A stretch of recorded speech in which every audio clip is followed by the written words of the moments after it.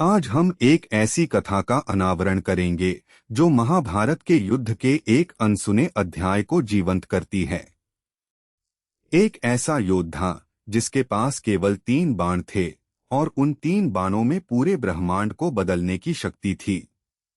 कल्पना कीजिए, एक ही तीर से शत्रु सेना का संहार, दूसरे से मित्र सेना का और तीसरे से स्वयं के अस्तित्व का। ये कोई साधारण योद्धा नहीं था, ये था खाटू श्याम यानी बर्बरीक। कहा जाता है कि बर्बरीक घटोत्कच और मोरवी के पुत्र थे और भीम के पौत्र। उनका जन्म ही असाधारण शक्तियों के साथ हुआ था। उन्होंने अपनी माता से युद्ध कला सीखी और भगवान शिव तथा देवी दुर्गा की घोर तपस्या कर अद्भुत वरदान प्राप्त किए।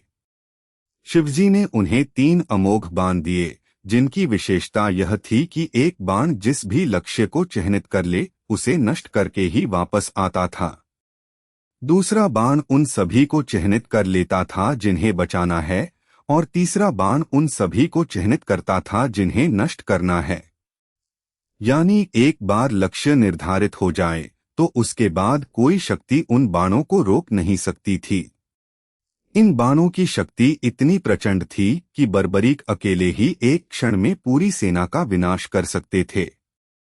जब महाभारत का युद्ध छिड़ा तो बर्बरीक ने भी इसमें भाग लेने का निश्चय किया। उनकी माता ने उनसे वचन लिया था कि वे हमेशा हारने वाले पक्ष का साथ देंगे।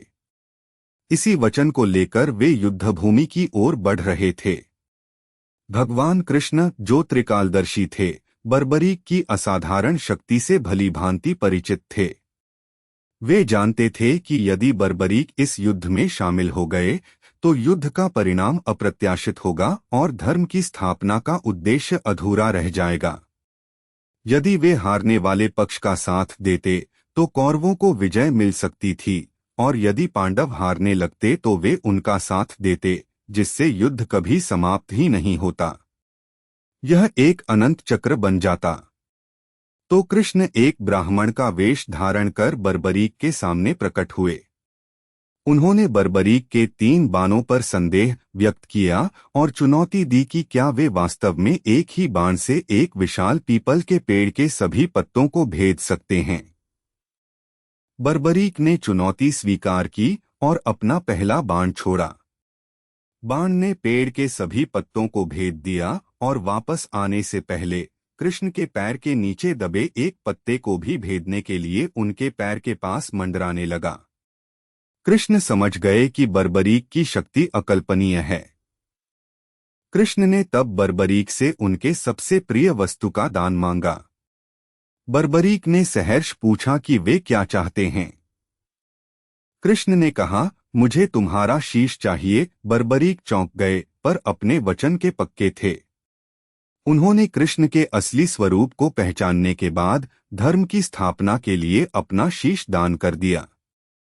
इस अद्भुत बलिदान के कारण बर्बरीक को शीश के दानी और खाटू श्याम के नाम से जाना जाने लगा। कृष्ण ने उन्हें वरदान दिया कि कलयुग में उनकी पूजा स्वयं कृष्ण के रूप में होगी और उनके केवल 3 बाणों से युद्ध खत्म करने की क्षमता का सम्मान हमेशा किया जाएगा। बर्बरीक की यह कथा हमें बताती है कि सच्चा बल केवल शारीरिक शक्ति में नहीं, बल्कि धर्मपरायणता और बलिदान में निहित होता है। एक ऐसा योद्धा जिसने अपने 3 बाणों से युद्ध को खत्म करने की शक्ति रखी, पर धर्म की रक्षा के लिए स्वयं का बलिदान दे दिया। उनकी गाथा आज भी हमें निस्वार्थ प्रेम और अटूट निष्ठा का पाठ पढ़ाती है।